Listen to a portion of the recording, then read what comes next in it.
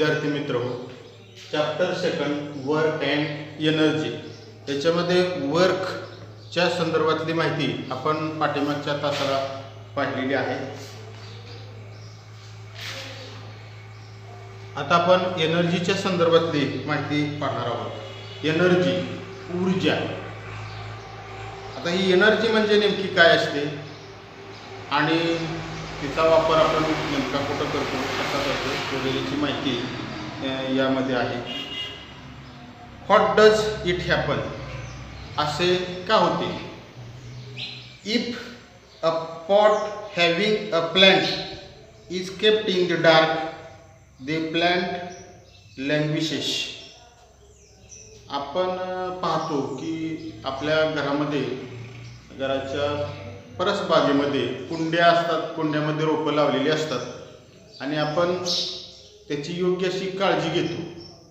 त्याच्यामध्ये अशी काळजी घेतो की त्याला काही तास सूर्यप्रकाश हा मिळालेला पाहिजे.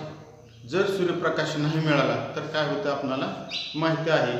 त्या रोपांना सूर्यप्रकाश जर मिळाला नाही तर प्रकाश संश्लेषणाची क्रिया होत नाही आणि त्यामुळे ती रोपं जी आहेत ती कोमेजून जातात आणि ती व्यवस्थित त्याची वाढ होत नाही. If a pot having a plant is kept in the dark, the plant लँग्विशेस.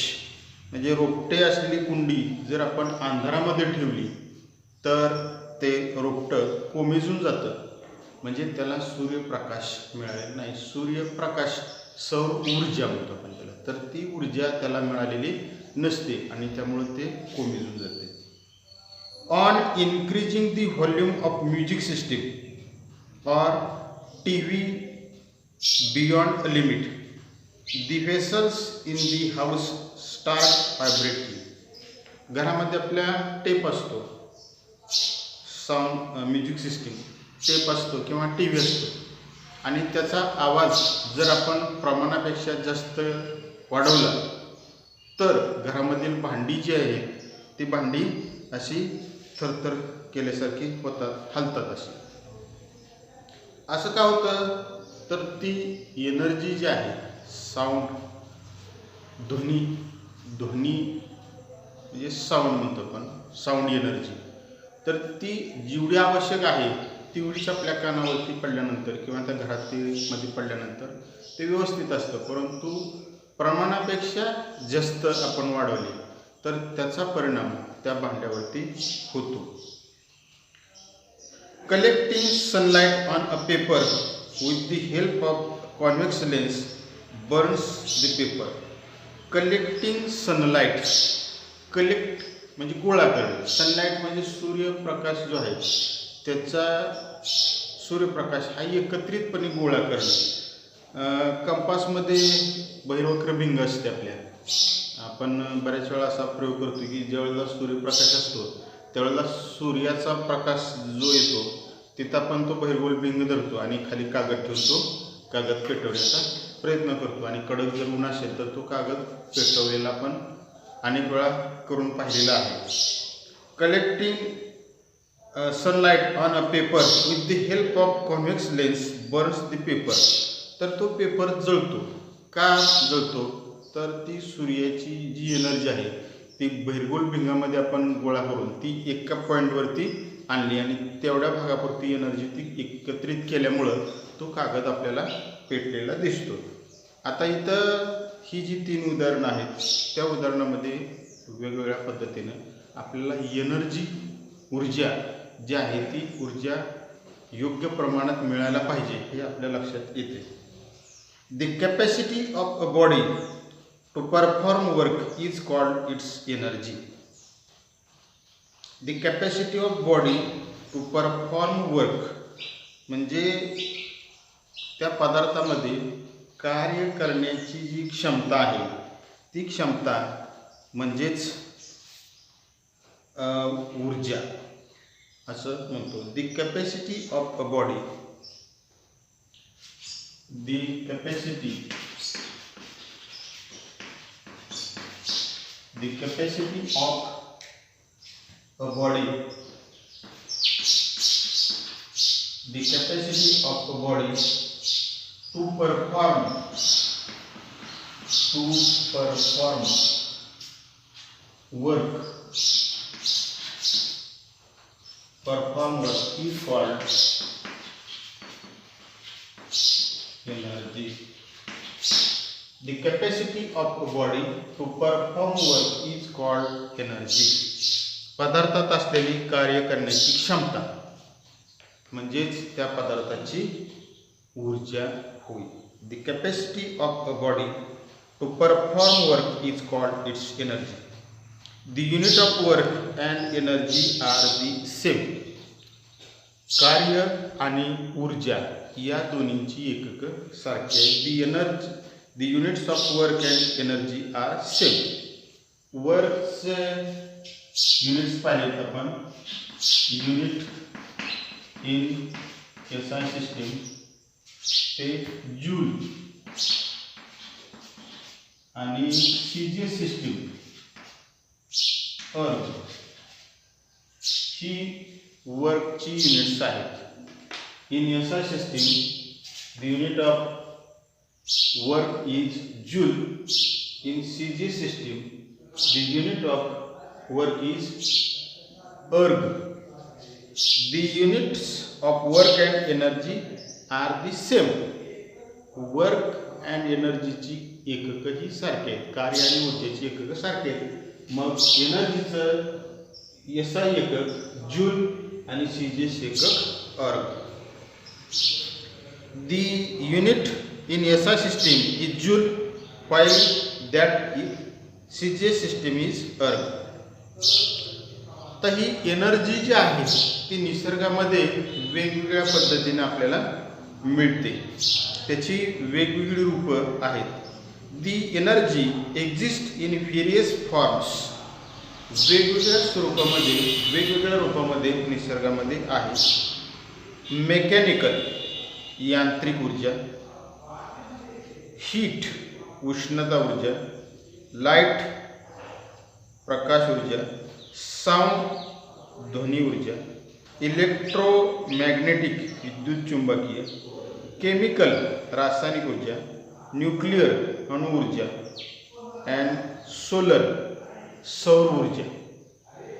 Mechanical, heat, light, sound, electromagnetic, chemical, nuclear and solar अशी वेगवेगळ्या रूपामध्ये ही एनर्जी आपल्याला निसर्गामध्ये आढळून येते.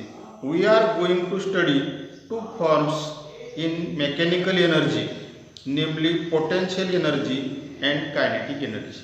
यांत्रिक ऊर्जा जी आहे त्याचे दोन प्रकार, गतिज ऊर्जा आणि स्थितिज ऊर्जा. Potential energy and kinetic energy ह्या दोन एनर्जी आपण या प्रकरणामध्ये पाहणार आहोत. त्यामध्ये kinetic energy, kinetic energy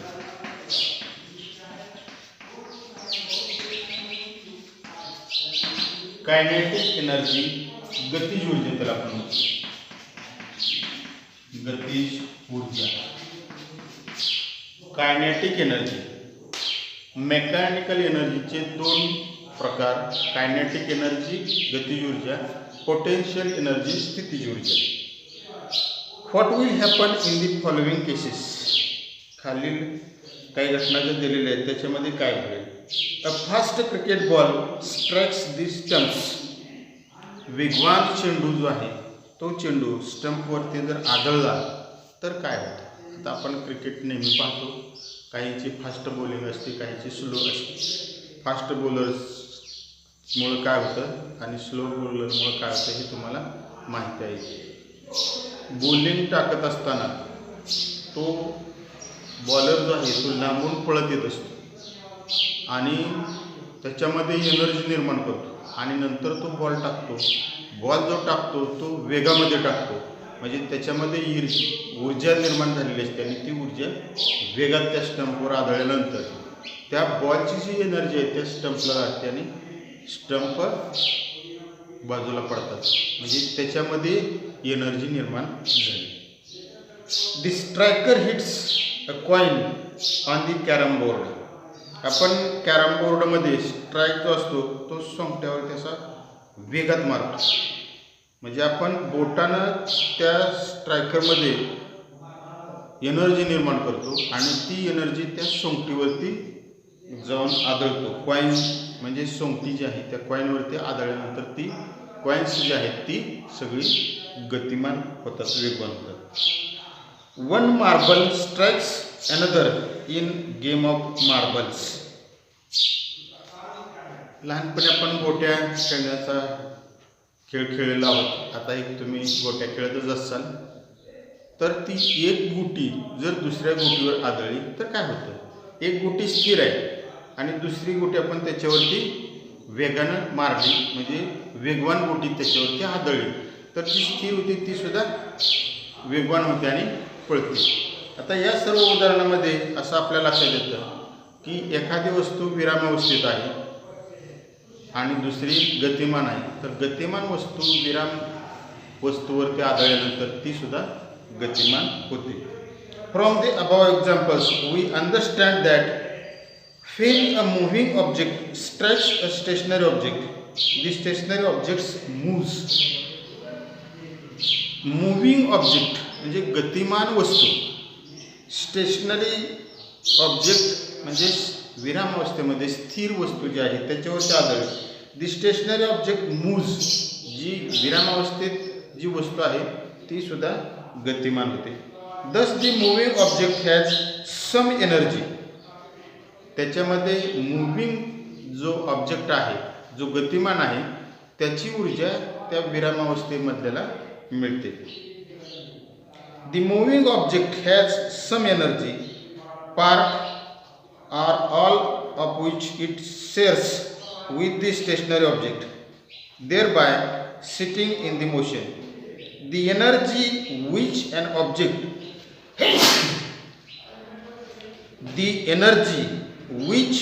an object has because of its motion is called its kinetic energy. जो पदार्थ गतिमान आहे त्या गतिमान पदार्थामध्ये जी प्राप्त झालेली एनर्जी आहे त्या एनर्जीलाच कायनेटिक एनर्जी असं म्हणायचं.